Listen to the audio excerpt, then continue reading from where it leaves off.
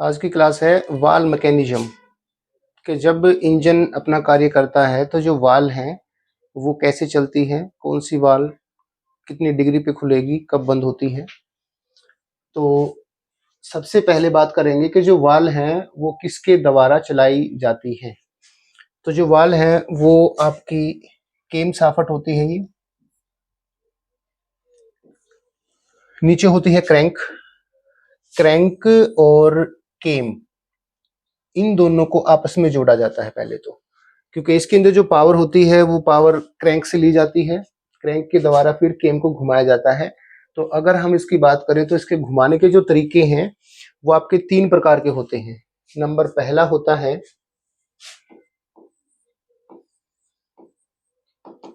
Gear to gear. जैसे ये आपको गियर दिख रहे हैं, अगर ये गियर, एक गियर यहाँ पे और एक इसके साथ में ही कोई गियर लगा दिया जाए तो सबसे पहली जो क्रिया होती है वो होती है गियर टू गियर, क्रैंक और केम को चलाने का तरीका। दूसरा जो तरीका होता है आइडियल गियर।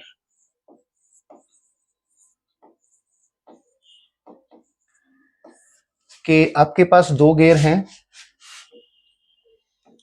एक क्रैंक के लिए एक केम के लिए, और इसके बीच में एक और आइडियल गियर डाल दिया जाए तो ये टाइप आपकी कहलाएगी आइडियल गियर, डाल के क्रैंक और केम को चलाना।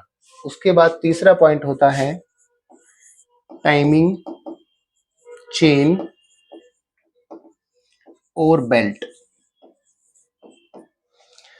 जैसे ये आपका इसके अंदर जो केम होगी वो आपकी ओवर हेड केम कहलाएगी, मतलब हेड के ऊपर केम होती है।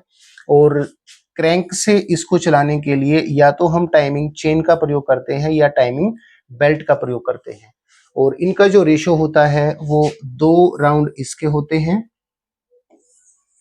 तो 1 राउंड केम का होता है। तो केम और क्रैंक है जो उनके बीच का रेशियो होगा वो चलने का होता है 2:1 होता है।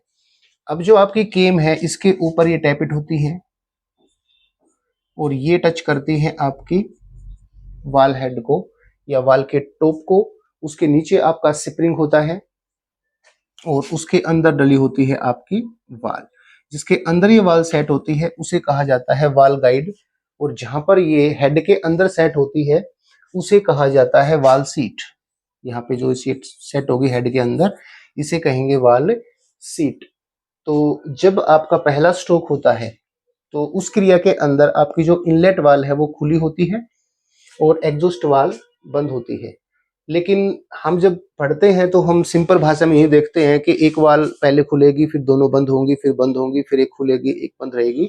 लेकिन इसके अंदर एक छोटा सा टर्न होता है, उसे आप कहते हैं लीड, लैंग और ओवरलैप। लीड का मतलब होता है कि जो आपकी वाल है उसको समय से पहले खुलना।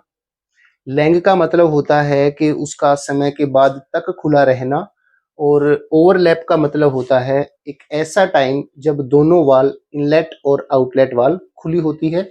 ऐसा किस लिए किया जाता है, अब उसके विषय में बात करते हैं। सबसे पहले आपका आता है लीड। इनलेट वाल के अंदर जब आपका सेक्शन स्ट्रोक के अंदर जब आपका पिस्टन टीडीसी से बीडीसी जाएगा तो इनलेट वाल 6 से 15 डिग्री पहले खुल जाती है, पहले, ताकि इसके अंदर ईंधन ज्यादा से ज्यादा भरा जा सके। जैसे पिस्टन पहले ऊपर जाएगा, जब ऊपर से चलना नीचे शुरू होगा तो हम देखते थे कि वाल तभी खुलती है, ऐसा नहीं है। पिस्टन जब ऊपर पहुंचने से 6 से 15 डिग्री रह जाता है तभी आपकी जो इनलेट वाल है वो ओपन हो जाएगी। उसके बाद पिस्टन टीडीसी पे जाएगा और फिर वापस नीचे आएगा। नीचे आके फिर जो वापस ऊपर चलता है तो 30 से 45 डिग्री जब ऊपर जा लेता है तब तक बाद में आएगी ये वाली। तो 6 से 15 डिग्री पहले खुलेगी और 30 से 15 डिग्री बाद तक खुली रहेगी। मतलब पिस्टन जब टीडीसी पे पहुंचता है तो उससे पहले 6 से 15 डिग्री पहले खुल जाएगी। पिस्टन टीडीसी पे जाएगा, वहां से वापस नीचे आएगा, फिर वापस ऊपर चलता है तो 30 से 45 तक तब भी वो खुली रहेगी, उसके बाद दोनों वाल आपस में बिल्कुल बंद हो जाएंगी, क्योंकि एग्जॉस्ट वाल पहले से बंद थी, इनलेट वाल अब बंद होगी। तो ये होता है लीड, समय से पहले खुलना और समय के बाद तक खुला रहना, ये कहलाएगा आपका लैंग।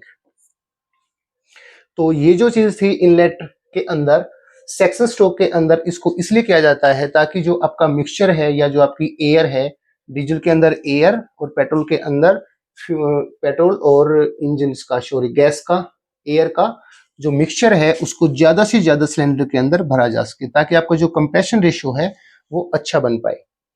अब बात करते हैं, इसी में जाएंगे हम एग्जॉस्ट वाल के अंदर। एग्जॉस्ट वाल 5 से लेके और 10 डिग्री बाद में खुलती है और 45 से 65 डिग्री तक खुली रहती है। तो अगर इसकी बात करें, जैसे हमने इसमें देखा था कि ये क्रिया हमने की थी ज्यादा हवा भरने के लिए, तो ये क्रिया होती है हमारी ज्यादा से ज्यादा धुएं को बाहर निकालने के लिए। तो अगर हम इसमें सिंपल वे में देखते थे तो हमने पढ़ा था कि जो आपका जो पिस्टन है वो जब आपका बीडीसी पे होता है तो उस टाइम पे आपकी जो एग्जॉस्ट वाल है वो खुलती है, लेकिन आपका बीडीसी पे पहुंचने से पहले ही आपकी एग्जॉस्ट वाल खुल जाती है। और कब तक खुली रहती है? जब पिस्टन टीडीसी पे जाके और टीडीसी से वापस नीचे आता है तो 5 से लेके 10 डिग्री तक तब भी वाल खुली रहती है। तो इन दोनों के बीच ऐसा टाइम आएगा एक कि जब आपकी दोनों ही वाल ओपन होती हैं तो उसे कहा जाएगा ओवरलैप। वालों का एक वो टाइम जब आपकी दोनों वाल ही ओपन होंगी तो कहलाएगा ओवरलैप, और ये आपका होता है 16 डिग्री के ऊपर। जो ओवरलैप है वो 16 डिग्री के ऊपर होता है। तो ये जो क्लास थी इसके अंदर आपने देखा कि जो वाल मैकेनिज्म है, जो वाल है वो किस प्रकार से खुलती है। अगर आपसे पूछा जाए कि वाल बंद कैसे होती हैं, तो वाल जो इसके अंदर ये स्प्रिंग है, स्प्रिंग के द्वारा दबाव के द्वारा ही अपने आप बंद हो जाती है। तो जो आपकी क्रैंक और केम था, जो रेशियो था इनका 2:1, इसमें जो केम है वो सिर्फ वालों को खोलने का कार्य करती है। जो वाल बंद होते हैं वो इसके अंदर जो स्प्रिंग है उसके द्वारा ही बंद हो जाते हैं। तो जैसे जैसे स्ट्रोक चलते रहेंगे वैसे वैसे वाल हैं जो अपना कार्य करते रहेंगे। और ये था आपका वाल मैकेनिज्म।